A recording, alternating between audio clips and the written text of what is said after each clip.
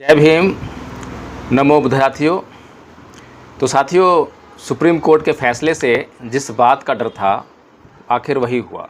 अभी कुछ लोगों ने भारत बंद का ऐलान कर दिया। अब ये कौन लोग हैं, इनका कौन सा संगठन है, क्या इस संगठन को बहुजन समाज के सभी वर्ग तवज्जो देते हैं, स्वीकार करते हैं या नहीं करते हैं, या किसी एक आदमी ने बस हवा में एक आवाज़ उछाल दी कि 21 अगस्त को भारत बंद। मतलब कुछ भी और उल जुलूल फैसला कोई भी ले लो, और बहुजन समाज को जो है इस समय बस मुद्दे चाहिए। और वो मुद्दे क्या हैं कि सुप्रीम कोर्ट ने आरक्षण के ऊपर जो फैसला दिया है वो गलत फैसला है। बस एक यही बात जो है पूरा बहुजन समाज सुनना चाहता है। इसीलिए आज जो है जिसका डर था वही हो रहा है, बिल्कुल वही हो रहा है। जिस बात की आशंका मैं लगातार व्यक्त करते जा रहा था, लगातार पिछले 4-5 साल से मैं बहुजन समाज को आगाह करते जा रहा हूँ कि बहुजन समाज जाग जाओ, जाग जाओ, नहीं तो भविष्य में आपका जीवन, आपका अस्तित्व ही संकट में है। तो आज जैसे ही सुप्रीम कोर्ट का ये फैसला आया आरक्षण के ऊपर, तो इसमें बेतुके लोगों ने भी कमेंट करना शुरू कर दिया, और जिनको कोई जानकारी नहीं है इस फैसले के बारे में, वे लोग भी इस फैसले पर टिप्पणी कर रहे हैं। बहुत सारे वकील उल-जुलूल की बातें कर रहे हैं। और बहुजन समाज इस समय केवल, और बहुजन समाज का एक बड़ा वर्ग जिसे चमार समाज या जाटव समाज कहते हैं, ये वर्ग तो केवल एक ही बात सुनना चाहता है कि सुप्रीम कोर्ट का फैसला गलत है। इसके अलावा दूसरी कोई बात सुनना ही नहीं चाहता। उस बात पर डिस्कशन ही करना नहीं चाहता कि आखिर इसमें सही क्या है, गलत क्या है। दोनों पहलुओं पे बात करके जो है और फिर चर्चा करके कुछ समाधान निकाले, कुछ सटीक, कुछ सशक्त फैसला ले। लेकिन दूसरी तरफ वहीं पर जिसका संदेह था, जिसका डर था कि बहुजन समाज को तोड़ने का कार्य लगातार आरएसएस कर रही है, ब्राह्मणवादी तत्व लगातार इसको तोड़ने का कार्य कर रहे हैं। तो कभी बहुजन समाज पार्टी, जो कि दलितों की एक बड़ी पार्टी थी, राष्ट्रीय पार्टी थी, बहुत तेज़ गति से जो है अपने पैर पसार रही थी राजनीति के क्षेत्र में, तो उस पर किस तरह से लगाम लगाने का काम आरएसएस ने किया। उसके बाद किस तरह से जो है कई धड़ों में बांटने का काम किया, और उसके बाद इस समाज को ही तोड़कर रख दिया। अब तक तो राजनीतिक पार्टियां थीं, वो कम से कम, चाहे वो एक पार्टी है, 2 हैं, चाहे 10 पार्टी हैं, बहुजन समाज की कितनी भी पार्टियां हों, कम से कम वो दलितों को इकट्ठा करने में लगी हुई थी। हर एक पार्टी का एक ही मकसद था कि वो जो है, जो एससी, एसटी, ओबीसी समाज है और माइनॉरिटीज़ को साथ में लेकर वो इस देश की रानी सत्ता में पहुंचने का सपना देख रहे थे। लेकिन उसमें बहुत बड़ा झटका जो है सुप्रीम कोर्ट ने आखिरकार दे ही दिया। सुप्रीम कोर्ट का ये जो फैसला है, ये इस नज़र से खतरनाक नहीं है कि बहुजन समाज को आरक्षण मिलेगा या नहीं मिलेगा। ये तो बहुत मामूली सी बात है, बहुत छोटी सी बात है। क्योंकि आरक्षण जिन लोगों ने लिया, उन लोगों ने आरक्षण को आरक्षण के असली मतलब से कभी देखा ही नहीं। उसको केवल अपना पेट पालने का, अपने परिवार का पेट पालने का जो है एक साधन मात्र समझा। इसलिए जो है, अगर पेट पालने का एकमात्र साधन आरक्षण बन जाता है, तो वहाँ पर बहुजन समाज के लिए आरक्षण की व्यवस्था हो या ना हो, ये बहुत अधिक महत्व की बात नहीं है। लेकिन उससे भी कहीं अधिक महत्व की बात यह है कि क्या बहुजन समाज संगठित हो पाएगा, या बहुजन समाज को जो है आरएसएस ने सुप्रीम कोर्ट के माध्यम से हमेशा हमेशा के लिए तोड़ कर रख दिया है। साथियों, परम पूज्य बाबा साहब डॉक्टर भीमराव अंबेडकर ने इस पूरे समाज को बहुजन समाज जिसे कहा गया, हालांकि बहुजन समाज की अभी परिभाषा को ही परिभाषित करने का काम जो है, जो दलित नेता हैं वो नहीं कर पा रहे थे।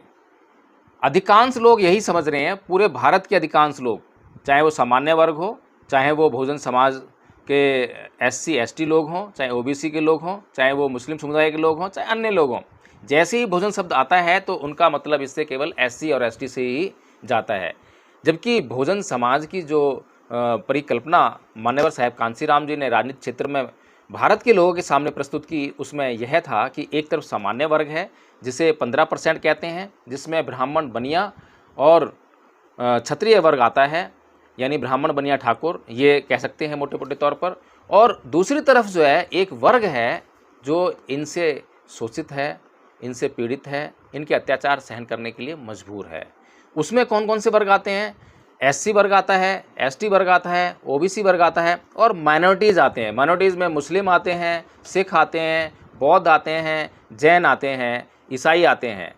तो इस प्रकार से जो ये संकल्पना जब भारत के लोगों के सामने मान्यवर साहेब कांसी राम जी ने प्रस्तुत की थी, तो इस संकल्पना में बहुत बड़ा दम था। ये संकल्पना इतनी मजबूत थी, इतनी ज़बरदस्त थी कि इसके सामने आरएसएस लगातार जो है घुटने टेकने के लिए मजबूर हो रही थी। ब्राह्मणवादी तत्व लगातार हार का मुंह देख रहे थे और बसपा राजनीतिक क्षेत्र में लगातार उन्नति की तरफ बढ़ रही थी। और अब यह लगने लगा था कि अब भारत का अगला प्रधानमंत्री दलितों से ही होगा। 4 बाद उत्तर प्रदेश का मुख्यमंत्री एक दलित को बनाने का काम भी किया गया। तो साथियों, ये जो संगठन तैयार हो रहा था, तो इसको तोड़ने के लिए सबसे पहले तो वही जो ब्राह्मणवाद की नीति है, साम दाम दंड भेद, यानी कि पहले समझाओ, फिर फुसलाओ, कुछ दाम देकर जो है, कुछ लालच देकर, फिर ईडी सीबीआई इसका भय दिखाओ, उसके बाद भी अगर बात ना बने तो उनके बीच में फूट डालो। तो इस तरह से इस समाज की जो प्रमुख राजनीतिक पार्टी थी उसको शिखर से ज़मीन पर लाके पटक दिया। उसके बाद जो है भेद की नीति अपनाई गई, यानी कि इनकी एक पार्टी नहीं कई पार्टियां हो जानी चाहिए, ताकि जो लोग हैं ये आपस में एक दूसरे की बुराई करें और एक दूसरे की बुराई करके विभिन्न धड़ों में बंट जाएं। तो इस प्रकार से उस भेद की नीति का भी जो है पूरा इस्तेमाल इन ब्राह्मणवादियों ने किया। आज हम चर्चा कर रहे हैं कि जो सुप्रीम कोर्ट का जो डिसीजन निकल कर आया है, उस डिसीजन में जो सब कैटेगराइजेशन किया गया है कि एससी समाज के भीतर भी जो जातियां हैं उनके लिए भी अलग से आरक्षण की व्यवस्था होनी चाहिए। तो इसका जो है कुछ लोग बिना सोचे समझे विरोध कर रहे हैं, बिना सोचे समझे। अब सवाल ये उठता है कि जब आप लोगों ने अब तक ये जो रिजर्वेशन है इसकी मलाई खाई, तो आपने उन लोगों में से जिन लोगों ने रिजर्वेशन के आधार पर नौकरियां पाई, वो चमार वर्ग से प्रमुखता में रहे हैं, जाटव समाज से जो है प्रमुखता में रहे हैं। ये जाटव चमार जो वर्ग है निश्चित तौर पर प्रमुख रहे हैं। तो इन जाटव चमार लोगों ने जब सरकारी नौकरियां पा ली, ए ग्रेड की नौकरियां पा ली, तो क्या ये वाल्मीकि समाज में गए उनको शिक्षित करने के लिए? क्या ये खटीक समाज में गए उनको शिक्षित करने के लिए, उनको बताने के लिए कि भाई ये रिजर्वेशन तुम्हारे लिए भी है, तुम भी इसका लाभ उठा सकते हो, तुम शिक्षा हासिल करो? नहीं किया। दूसरी बात, एक पीढ़ी जब संपन्न हो गई, एक पीढ़ी ने ए ग्रेड की नौकरी पा ली, तो उसकी अगली पीढ़ी भी ए ग्रेड में, उसके फिर अगली पीढ़ी भी ए ग्रेड में, मतलब कि ए ग्रेड की जॉब सारी जो है वो एक ही परिवार में चलती जा रही हैं। अगर मैं आईएएस आईपीएस बन गया हूँ तो मेरे बच्चे भी आईएएस आईपीएस ही बनेंगे। एक तो जो लेवल है वो बढ़ गया है, पढ़ाई करने में सुविधा मिल गई है, साधन मिल गए हैं, दूसरा अप्रोच भी अब मिल गई है। तो इसलिए अब मेरे परिवार के अलावा जो अन्य लोग हैं जिनके लिए रिजर्वेशन अवेलेबल है लेकिन उनके पास कोई साधन नहीं है, उतना उन्नत दिमाग नहीं है, तो वो कैसे उस नौकरी को हासिल करेंगे? मैं छोड़ नहीं रहा हूँ, उन तक पहुँचेगी कैसे? तो इसीलिए जो सुप्रीम कोर्ट ने व्यवस्था की है, इस व्यवस्था को अगर इस दृष्टि से देखा जाए तो इसमें कोई बुराई नहीं है। इसमें जो है वाल्मीकि समाज तक अगर नौकरियां नहीं पहुंच रही हैं तो उन तक नौकरियां पहुंचेंगी, बिल्कुल पहुंचनी चाहिए, मैं इसके पक्ष में हूं। और अन्य जो भी समाज हैं, रैगर है, बैरवा है, मेघवाल है, खटीक है, बहुत सारे समाज हैं, बहुत सारे लोग हैं, जहां तक अभी शिक्षा का स्तर ही नहीं पहुंचा है वहां तक पहुंचना चाहिए, बिल्कुल पहुंचनी चाहिए नौकरी। लेकिन मैं बार बार कहते आ रहा हूं कि कभी भी ऐसा नहीं होना चाहिए कि मान लीजिए एससी कैटेगरी को 50 नौकरियां दे दी गई हैं। अब 50 नौकरियों को अगर वाल्मीकि समाज, खटीक समाज या अन्य समाज जो हैं उनको 10-10 नौकरियां दी हैं मान लीजिए, उसमें उनके पास सूटेबल कैंडिडेट अगर नहीं निकल कर आ रहे हैं, मान लीजिए, और ऐसा संभव नहीं है कि ऐसे सूटेबल कैंडिडेट्स ना निकल कर आएँ, ज़रूर निकल कर आएंगे, लेकिन कई बार ऐसा होता है, ऐसा देखने में आया है कि ये जो ब्राह्मणवादी लोग हैं ये लोग जानबूझकर उसको NFS करार दे देते हैं, नॉट फाउंड सूटेबल कैंडिडेट, यानी कि उचित प्रत्याशी मिला ही नहीं, ऐसा कहकर उस नौकरी को फिर क्या करते हैं? उस नौकरी को जो एससी समुदाय के भीतर ही रिवॉल्व होनी चाहिए थी उसको एससी समुदाय के पास नहीं रहने देते, फिर उसको जो है जनरल कैटेगरी में डाल देते हैं। ऐसा अभी पीछे भी देखने को मिला है। और अभी जो उनकी पॉलिसी है मनवादी सरकार की वो इसी प्रकार की रही है, जब यहाँ पर किसी भी कैटेगरी में अगर कोई कैंडिडेट नहीं मिला है तो उसको सीधे जनरल के लिए अवेलेबल करा दिया गया। पीछे हमने ये भी देखा कि योग्यता की कमी नहीं है। मैं ये नहीं समझता कि कोई भी समाज, चाहे वो वाल्मीकि समाज है, वाल्मीकि समाज को अगर 10 सीटें मिलती, 10 सीटें नहीं भर सकते। उनको 10 सीटें भरने के लिए नहीं, बल्कि 50 सीटें आप दीजिए, 50 सीटें भरने की भी उनके अंदर योग्यता है, मैं ऐसा मानता हूँ। लेकिन होगा ये कि अभी तो फिलहाल जो है ये चमार, जाटव, वाल्मीकि, रैगर, मेघवाल, इनके बीच में फूट डालकर जो है इनको आपस में लड़ाए जाने की चाल है ये, कि आपस में ये लड़ें। एक तो ये कहे कि सुप्रीम कोर्ट का डिसीजन बहुत ख़राब है, और दूसरा ये कहे कि सुप्रीम कोर्ट का डिसीजन बहुत अच्छा है। तो इस तरह से दो धड़े बन गए, आपस में लड़ेंगे, आपस में मरेंगे। दूसरा ये है कि योग्यता तो है, लेकिन योग्यता को जो है सही तरह से आगे नहीं आने देंगे। पीछे एक केस देखा था जो कि मेडिकल के छात्र थे, लगभग 30-35 संख्या में मेडिकल के छात्र जो SC ST समुदाय से थे, उनको लगातार 2-3 साल तक फेल किया जाता रहा। अब वे छात्र परेशान हैं कि वो फेल हो रहे हैं, उनको लग रहा है कि उनके अंदर क्षमता नहीं है।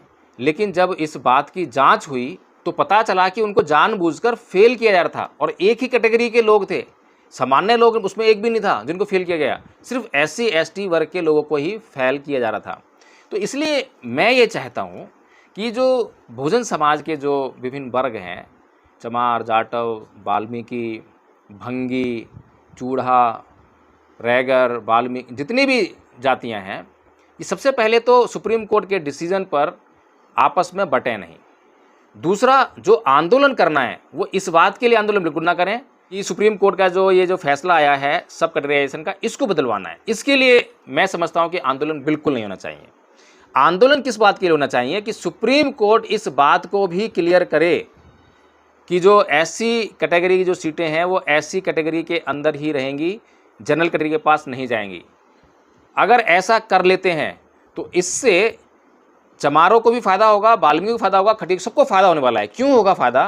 क्योंकि फिर आपके खिलाफ ये षड्यंत्र नहीं रचा जाएगा कि आपके भीतर योग्यता नहीं है। आपको लगातार फेल जो किया गया, जैसे कि मेडिकल के छात्रों को, वैसे आपको लगातार जानबूझकर फेल नहीं किया जाएगा। दूसरा ये है, जब आपके भीतर ही सीटें रिवॉल्व होंगी तो आपके अंदर यूनिटी बनी रहेगी। चाहे वो नौकरी मुझे मिले, चाहे किसी और को मिले, जिसके अंदर योग्यता होगी, जिसके पास जितनी सीटें उतनी नौकरी मिल जाएगी। और दूसरी बात यह है कि ये बहुजन समाज इतना जल्दी इस बात को समझ सके कि ये नौकरियां पेट पालने का साधन नहीं है। इन मुट्ठी भर नौकरियों से पूरे समाज का पेट नहीं पाला जा सकता, और जिन लोगों को नौकरियां मिलती हैं वो अपनी धन संपत्ति को बढ़ाने का काम करते हैं। उनकी प्रॉपर्टीज़ देखिए लगातार बढ़ रही हैं, बाकी जो है समाज भूखों मर रहा है, उसको खाने के लिए दाना नहीं है। तो इस प्रकार के जो है लोगों का हम क्या करेंगे? वो समाज के किसी काम के नहीं है। हम उनके लिए लड़ने का काम कर रहे हैं, हम उनके लिए मरने का काम कर रहे हैं, हम उनके लिए जो है सरकार से लड़ाई कर रहे हैं, सड़कों पर उतरेंगे? बिल्कुल नहीं, बिल्कुल भी नहीं करना चाहिए। हमारी लड़ाई जो है एकता के लिए होनी चाहिए। हमारी लड़ाई इस बात के लिए होनी चाहिए कि उस कैटेगरी से बाहर जो है सीट नहीं जानी चाहिए। दूसरा, जो शिक्षा के क्षेत्र में हमें लगातार, क्योंकि इसका आधार शिक्षा ही बनेगी, और शिक्षा के क्षेत्र में अगर हम फेल किया जा रहा है तो उसकी भी जांच पर जो है कड़ी निगरानी रखनी चाहिए। तो जो वाल्मीकि समाज के जो लोग हैं वो खुलेआम चैलेंज कर रहे हैं कि अगर 21 तारीख को किसी भी गरीब मजदूर की रेहड़ी पटरी टूटी या कोई नुकसान पहुंचा तो उसको छोड़ा नहीं जाएगा। भाई ऐसा है कि बात ठीक है, लेकिन ये बातचीत का मामला होना चाहिए। और भारत बंद के मामले में अभी मैं किसी समर्थन में नहीं हूँ कि भारत बंद किया जाए इतनी जल्दबाजी में। सबसे पहले हमें आपस में सहमति बनानी चाहिए कि हमें किस बात के लिए भारत को बंद करना है। उसमें सभी वर्ग शामिल होने चाहिए, SC ST OBC भी शामिल होना चाहिए, माइनॉरिटी भी शामिल होना चाहिए। क्योंकि जब अन्याय होता है और एक आदमी पर अन्याय हो रहा है और दूसरे आदमी बोल रहे हैं कि मुझ पर अन्याय नहीं हो रहा, जब मुझ पर होगा जब मैं देखूंगा, तो उसकी भी बारी जल्दी आने वाली है। तो इसीलिए जो है अगर आंदोलन करना है तो किस बात के लिए आंदोलन करना है, इस बात को निश्चित किया जाए, और फिर किस तरह से आंदोलन करना है इसकी प्लानिंग की जाए। एक बात और जिस पर हमें बहुत बारीकी से ध्यान देने की भारी आवश्यकता है वो ये है कि ज़रूरी नहीं है कि ये जो चैलेंज करने वाले लोग हैं वाल्मीकि समाज से ही हों, ये RSS के लोग भी हो सकते हैं। और RSS ऐसा करेगी। RSS अपने भीतर वाल्मीकि समाज के जो गुंडे उसने पाल रखे हैं उनको सड़कों पर उतारेगी, इस तरह के सोशल मीडिया में मैसेजेस वायरल करवाएगी, ताकि जब हम ऐसी जब भाषा का इस्तेमाल करते, मैं लगातार इस बात पर जो है जोर देता रहा हूँ कि हमें अपनी सांस्कृतिक विरासत को समझना चाहिए। हमारी संस्कृति जो है द्वेष, घृणा, हिंसा की नहीं है। हमारी भाषा ऐसी नहीं होनी चाहिए कि हम अपने ही भाई को चैलेंज करें, कि हम अपने ही भाई के प्रति जो है द्वेष और घृणा के बीज बोएं अपने मन के भीतर और उनको बाद में जो है निकालने का काम करें। हमारे भीतर जो है ऐसी संस्कृति होनी चाहिए भाईचारे की। अगर हमें कोई ऐसे मैसेज मिलते हैं, कोई भी भाई जो वाल्मीकि समाज का है, अगर वो चैलेंज कर रहा है, चुनौती दे रहा है, तो उसको जो है इस कदर ना लें कि हाँ हमें स्वीकार है तुम्हारी चुनौती, गलत बात हो जाएगी। हमें जो है उसके पास जाकर, बैठकर, मिलकर उसको समझने का प्रयास करना चाहिए कि उसकी समझ क्या है, वो किस तरह से समझ रहा है। फिर दोनों को मिलकर जो है एक कॉमन सोच तैयार करनी चाहिए, दोनों के लिए जो फ़ायदे वाली बात हो उसको करना है। हमारा दुश्मन वाल्मीकि समाज नहीं है, हमारा दुश्मन कोई खटीक रैगर नहीं है, हमारा दुश्मन कोई चमार जाटव नहीं है। हमारा दुश्मन जो है, जो हमें तोड़ने का काम कर रहा है, फूट डालने का काम कर रहा है, हमारा दुश्मन वो है। और साथियों, सबसे महत्वपूर्ण बात ये है, बहुत लंबे समय से मैं लगातार समाज को आगाह करते आ रहा हूँ और मैं लगातार बोलता हूँ, बताता हूँ, एक एक बात एडवोकेट जय भीम प्रकाश जो कह रहा है, दूरदर्शिता की नज़र से कह रहा है। और मैंने जितने भी वीडियो बनाए हैं आप उनको देखिए, जाकर देखिए, जो जो बातें मैंने कही हैं, जिसके भी खिलाफ कही हो, जिस भी व्यक्ति के प्रति कही हो, एक एक बात सटीकता के साथ में बाद में सही साबित हुई है। मैंने लगातार कहता आया हूँ कि बाबा साहब डॉक्टर भीमराव अंबेडकर ने आपको SC ST OBC बनाने पर जोर नहीं दिया। SC ST OBC आपकी जो है फॉर द टाइम बीइंग की ज़रूरत है। 77 साल हो चुके हैं आज़ाद हुए, 74 साल हो चुके हैं ये आरक्षण का लाभ लेते हुए। और अगर कहें कि चलो ठीक है 74 साल नहीं 50 साल तो हो गए हैं आरक्षण का लाभ लेते हुए, ये आरक्षण का लाभ लेते लेते हम लोग जो हैं कमज़ोर हो गए हैं, हमारी मेंटलिटी कमज़ोर हो गई है कि अब हम उससे बाहर निकलना ही नहीं चाहते हैं। और अब हम ऐसा सोचते हैं कि आरक्षण नहीं रहा तो हमारी ज़िंदगी खराब हो जाएगी। जबकि बाबा साहब डॉक्टर भीमराव अंबेडकर ने आपको बौद्ध बनने के लिए कहा था। जब आप बौद्ध बन जाएंगे तो ना आप SC रहेंगे, ना ST रहेंगे, ना OBC रहेंगे, आप केवल बौद्ध हो जाएंगे। और जब बौद्ध हो जाएंगे तो बौद्ध होने के जो गुण हैं वो आपके भीतर समाहित होंगे। आपके पास ये आरक्षण जो है हमेशा हमेशा के लिए थोड़ा बना रहना है। आप किराए के मकान में कब तक रहेंगे? 1 महीना, 1 साल, 10 साल, 100 साल, एक ना एक दिन तो वो किराए का मकान खाली करना ही पड़ेगा।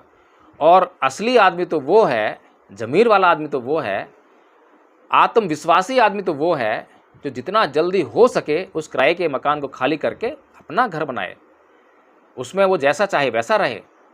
हर पल, हर बार ये आशंका बनी रहती है कि पता नहीं कब ये आरक्षण मनुवादी सरकार छीन ले, पता नहीं ये आरक्षण कब सुप्रीम कोर्ट छीन ले, पता नहीं इस आरक्षण पर कब कैसी नीति आ जाए। तो साथियों, हमें बहुत ही ध्यान से, सलीके से, बहुत गंभीर होकर इस बात पर चिंतन मनन करना है। और 21 अगस्त का जो भारत बंद है, किसी संगठन जिसको कि पूरे समाज ने रिकॉग्नाइज़ किया हो, मान्यता दी हो, नहीं ऐसा समझ में आया है अब तक, ना कोई ऐसा नज़र में आया है कि ऐसे किसी संगठन के द्वारा या यह फैसला लिया गया हो। यह फैसला जो है किसी भी एक सरफरे व्यक्ति ने समाज के बीच में छोड़ दिया है, जिसका कोई और छोर नहीं है। इसलिए हमें जो है आज संगठित होने की ज़रूरत है, एकता के सूत्र में पिरोने की ज़रूरत है, और जो संकट हमारे ऊपर आया है उस संकट से निपटने की ज़रूरत है। तो साथियों, इस वीडियो को मैं यहीं समाप्त करता हूं। यदि यह वीडियो आपको पसंद आया हो तो इसको लाइक ज़रूर करें, शेयर करें और इस पर कमेंट करके बताएं कि इस वीडियो में आपको क्या अच्छा लगा और क्यों अच्छा लगा। जय भीम, नमो बुद्धाय।